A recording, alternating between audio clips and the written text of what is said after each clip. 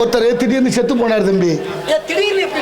ஆமா, திடீர்னு தான் மரணம் வருது. என்னங்க அதிசயமா இருக்கு. மாரடைப்பு வந்தா மரணம் திடீர்னு தானே வரும். உண்மைதான். தூங்குனா எந்திரிச்சா தானே ஜனனம், இல்லைன்னா மரணம் தானே. உறங்குவது போல சாக்காடு, விழித்து எழுவது போல மரணம் என்பது ஜனனம் என்பதை ஒப்பிட்டு வள்ளுவர் கூட பாடுகிறாரு.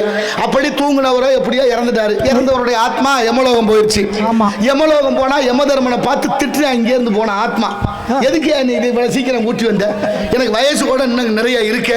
நான் இன்னும் எவ்வளவு சொத்து சேர்த்திருப்பேன், எத்தனை பேருக்கு என்ன பண்ணிருப்பேன், என்ன அப்படின்னு ஆயுசு முடிஞ்சு வச்சு வந்ததே ஆகணும், சத்தம் போடாத, வந்தியா வேலையை பாரு அப்படின்னா. ரொம்ப பயமா போச்சு அவனுக்கு. அப்படியே பாக்குறேன், யமலோகத்துல எங்க பார்த்தாலும் கடியாரமா மாட்டி வச்சிருக்கிறாங்க. அது அங்கே உள்ள பழக்கமா இருக்கும். ஆமா ஆமா, எல்லாருக்கும் அங்க கடியாரம்னா நிலக்கடியாரத்தை மாட்டி வச்சிருந்தாங்க. இவன் கேட்டேன், யமலோகத்துல எதுக்கியா கடியாரத்தை மாட்டி வச்சிருக்கிறீங்க அப்படின்னு கேட்டேன். யமதர்மன் சொன்னாரு, யார் யார் உன்ன மாதிரி இறந்து வர்றாங்களோ அவங்களுக்கெல்லாம் கடியாரம் மாட்டி வச்சிருக்கோம் யான்னு சொல்ல. அப்படியா, எதுக்கு கடியாரம் மாட்டினீங்க? யார் யார் எவ்வளவு பொய் சொல்றாங்களோ அதுக்கு தகுந்த மாதிரி கடியாரம் ஓடும்டா, அதுக்கு தாண்டா கடியாரத்தை மாட்டி வச்சிருக்கேன்னாரு யமதர்மே. அப்படி சொல்லுங்க. இவனுக்கு கொஞ்சம் பயம் வந்துருச்சு. என்னது, நம்மளும் வந்துட்டா நம்மளுக்கு ஒரு கடியாரம் மாட்டி இருப்பாங்களே, எவ்வளவு வேகமா ஓடுதோன்னு ஒரு பயம் வந்துச்சு. இப்ப யமதர்மனை கேட்டாரு, ஐயா எனக்கும் கடியாரம் மாட்டிருக்கீங்களா? ஆமா. எந்த கடியாரம்? இந்த பாரு ஓடுது. பார்த்தா அது நேரத்தை தாண்டி ஓடிட்டு கிடக்கு. இவனுக்கு ஒரு ஆச்சரியம், இவ்வளவு பொய்யா நான் சொன்னேன், சொல்லியிருக்க வாய்ப்பு இல்லையே, நம்புறாங்கல்ல, பொய் சொன்னாலும் இல்லைன்னு மறுக்கிறேன். ஆக என் கடியாரம் இவ்வளவு ஓட்டமா ஓடுது அப்படின்னு நொந்து போய் பக்கத்துல ஒரு கடியாரம் ஓடாம இருந்துச்சு. இந்த கடியாரம் யாருக்கியா ஓடாம இருக்கேன்னு கேட்டாவே. அதுக்கு யமதர்மன் சொன்னாரு, அதுதான் உங்க நாட்டில் வாழ்ந்த அன்னை தெரசா அம்மையாருக்கு வைக்கப்பட்ட கடியாரம். தெரசா அம்மையார் பொய்யே சொல்லலையா? அவ்வளவு தியாகமாக வாழ்ந்தார்களா? அப்படி என்ன செய்தார்கள்? அவர் சொன்னார் யமதர்மன், அயல் நாட்டில் பிறந்த பெண்மணி இந்தியாவுக்கு வந்து தொழுநோயால் பாதிக்கப்பட்டவர்களுக்கு ஒரு தொண்டு நிறுவனத்தை ஏற்பாடு செய்து அந்த தொண்டு நிறுவனத்திற்காக 2 கையை ஏந்தி கொல்கத்தா வீதியில் நிதி தேடுகிறார்கள். பெரிய பணக்காரன் போய் கை நீட்டும் போது அவர் கோபத்தோட எச்சிய காரி கையில துப்பிட்டாரு. கையில எச்சிய துப்புனோன்னு கோவப்படாம அன்னை தெரசா அம்மையார் ஒத்த கையை அப்படியே மடங்கிக்கிட்டு மறு கையை நீட்டி சொன்னாங்களாம், ஐயா எனக்கு வேண்டியதை கொடுத்துட்டீங்க, என் பிள்ளைகளுக்கு ஏதாவது கொடுங்கன்னு கேட்டாலாம். நொந்து போய் அவன் தன் சொத்திலே பாதி எழுதி வைத்ததாக வரலாறு சொல்லுது. இன்னா செய்தாரை ஒருத்தல் அவர் நான நன்னயம் செய்து விடல் என்பது வள்ளுவம் கற்பிக்குது. அதனாலதான் அந்த அம்மா கடியாரம் ஓடல தம்பின்னு யமதர்மே. சரி, இப்ப கேட்கிறேன், பொய் சொல்லாம இருக்க விட மாட்டாங்களே, எப்படி இருந்தாங்க? எப்படி அந்த அம்மா பொய் சொல்லாம இருந்துச்சு? இங்க எல்லாத்துக்கும் பொய் சொல்றாங்களே, காசை கொடுத்தாது சொல்ல சொல்றாங்களே, எப்படி இருந்துச்சு? இவனுக்கு சந்தேகம் வந்துருச்சு. ஆமா, உனக்கு தெரியல, சரி விடு, நீ இருந்த இடத்துல வேணா அப்படி இருந்திருக்கலாம், அந்த அம்மா இருந்த இடத்துல அப்படி இருந்திருக்கப்பான்னு கொஞ்சம் சமாதானம் பண்ணிட்டு அப்படி இருப்பா, ஆறுதல் அடைஞ்சிக்க, பொய் சொல்லாம நாட்டில் இருக்கிறாங்க, அதனால அதையும் நீ புரிஞ்சுக்க அப்படின்னு சொல்லிட்டு இருந்தாங்க. பாருங்க, இப்படி பார்த்துக்கிட்டு இந்த பக்கம் திரும்பின ஒரு காத்தாடி ஒண்ணு கடகடன்னு ஓடுது. ஏங்க கடிகாரம் மாற்ற இடத்துல காத்தாடியா யாருங்க மாட்டி வச்சது? ரொம்ப வெக்கையா இருந்திருக்கு, அதுக்காக மாட்டிருப்பாங்க. அப்படி காத்தாடி சுத்துறத பார்த்தா அருந்து விழுகிறது மாதிரி இருந்துச்சு. இப்ப பதறி போய் கேட்கிறாங்க, யமதர்மராஜா ஒரு காத்தாடி அந்து விழுகிறது மாதிரி ஓடுது என்ன? அவர் சொன்னார், பயப்படாதரா, அது காத்தாடி இல்ல கடியாரம் தான்.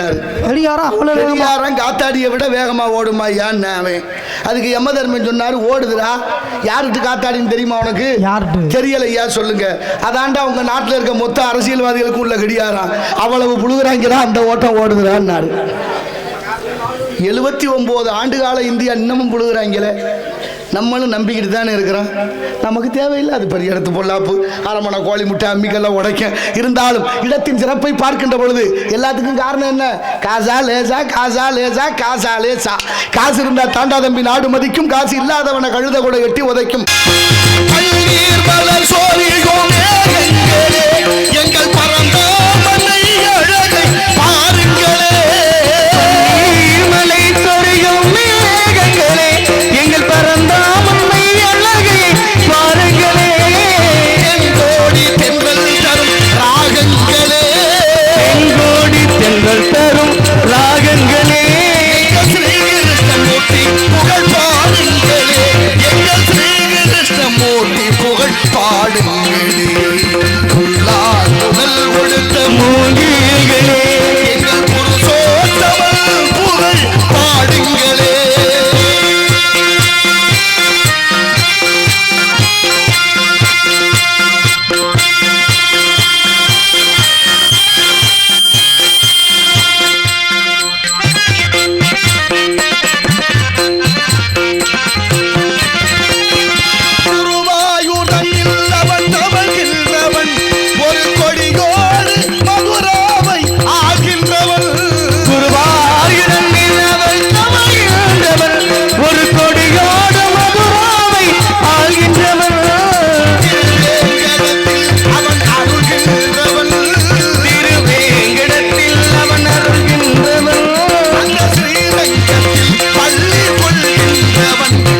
ஸ்ரீரங்கத்தில் பள்ளி கொள்கின்றவன் குழல் கொடுத்த மூங்கில்களே எங்கள் புருஷோத்தமல் புகழ் பாடுங்களே.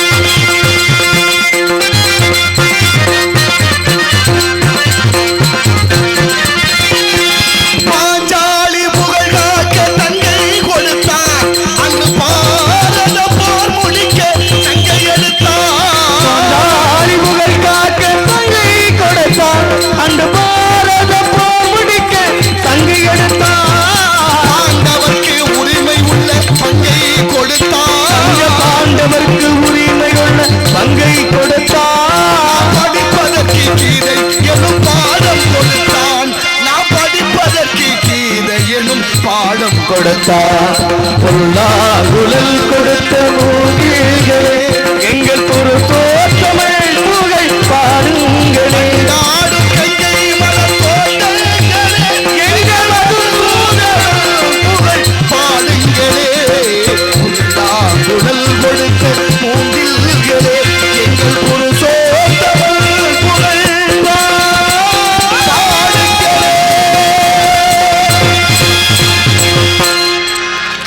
நன்றி நன்றி நன்றி. நாராயண நமக, நமச்சிவாய நமக, ஓம் நமோ நாராயணாய நமக. வாடினேன் வாடி வருந்தினேன் மனத்தால் பெருந்துயிர் இடும்பையில் பிறந்து கூடினேன் கூடி இளையவர் தம்மோடு அவர் தரும் கல்வியை கருதி ஓடினேன் ஓடி உயர் வெண்ணும் பெரும்பதம் தெரிந்து நாடினேன் ஆடி நான் கண்டு கொண்டே நாராயணா என்னும் நாமம் என்று விஷ்ணு ராட்சியத்தால் மூவுலகம் சென்று மும்மூர்த்திகளை கண்டு கீர்த்திகள் அனைத்தும் பெற்று எம்பெருமான் முருகப்பெருமானை கண்டு தொண்டு செய்யும் வண்ணமாக அழகு மலையாகி வேள்வி மலை சாரலுக்கு வந்து விட்டோம். நாராயண நமக. ஆகவே நம் கழகத்திற்கும் இந்த உலகத்திற்கும் கீர்த்தி அளிப்போர் விநாயகமூர்த்தி. அவருடைய பெருமை என்ன? 5 கரத்தினை, ஆணை முகத்தினை, இந்தின் இளம்பரை போல மயிற்றினை, நந்தி மகந்தனை, ஞான கொழுந்தினை புந்தியில் வைத்தடி போற்றுகின்றோம் என்ற வகையிலே விநாயக பெருமானை பணிய வேண்டும். இருந்தாலும் சர்வம் சக்திமயம், அம்பாள் குடிகொண்டிருக்கின்றால் சக்தி இல்லை என்றால் எந்த செயலும் இல்லை. செயல்பட வேண்டும் என்றால் முதல்ல சக்தி இருக்கணும். அதனால்தான் இறைவனுக்கு 4 சக்தி: அருள் சக்தி, கோபசக்தி, போர் சக்தி, புருஷ சக்தி. அருள் சக்தி உமாதேவியார், கோபசக்தி காளி, போர் சக்தி துர்க்கை, புருஷ சக்தி அரி. அதனாலதான் அரணார்க்கு அரியல்லால் தேவையில்லை என்று பாடப்படுகிறது. அந்த வகையிலே சக்தி வழிபாடு இன்றியமையாத உண்டு. ஆகினாலே அம்பாளை பணிந்து பிறகு பணியை தொடர்வோம். நவக்கிரக நாயகியே கருமாரி நலங்கள் யாவும் தருபவளே அருமாரி. நவக்கிரக நாயகியே கருமாரி நலங்கள் யாவும் தருபவளே அருமாரி. மங்கள வடிவான சங்கரியே, மங்கள வடிவான சங்கரியே, மாதவன் சோதரியே வைத்தவியே, மாதவன் சோதரியே வைத்தவியே. நவக்கிரக நாயகியே கருமாரி நலங்கள் யாவும் தருபவளே வீரமாகாளி.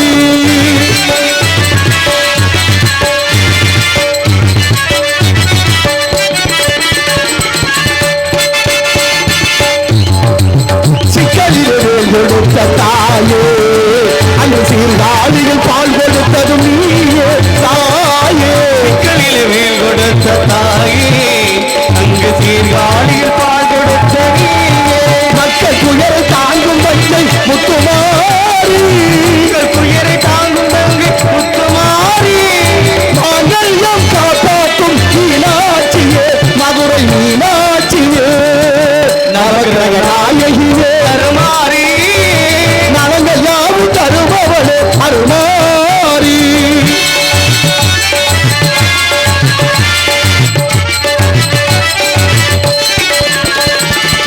குங்குமத்தில் சிரிக்கின்ற கற்பகாம்பிகே, மயிலை கற்பகாம்பிகே, குளமாதர் சௌபாக்கிய காமாட்சியே, காஞ்சி காமாட்சியே. கங்கை கரை அருள் விசாலாட்சியே,